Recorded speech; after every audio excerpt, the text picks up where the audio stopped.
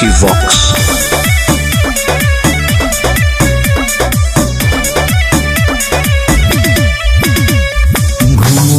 छुट्टा छौड़ी जमुई जिला के चौक पर छुट्टा छौड़ी लखीसराय के चौक पर होली में रंगाई तो चोली राइफल के नोक पर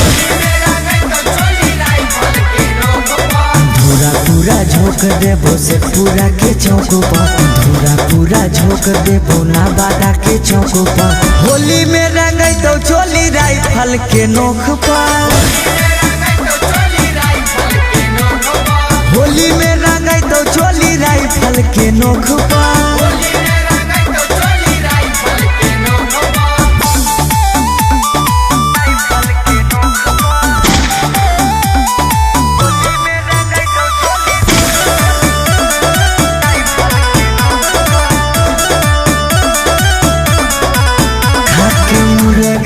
पी के बियर मुड बनाई बौगे छौड़ी रंगबा डाले में नहीं तानी को शरमाई बौगे छौड़ी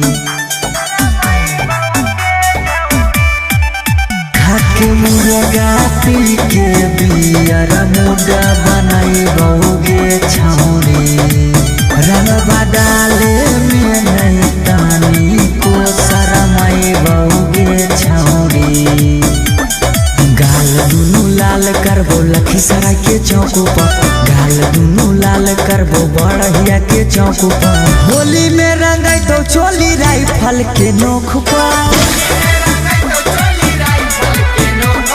होली में रंगाई तो चोली राइफल के नोक पर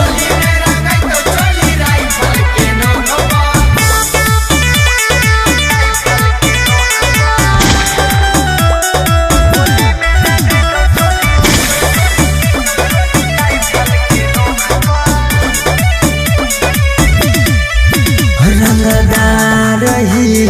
जानो है जमाना गे छौड़ी हमरा आगे नहीं बोलतो पुलिस थाना गे छौड़ी।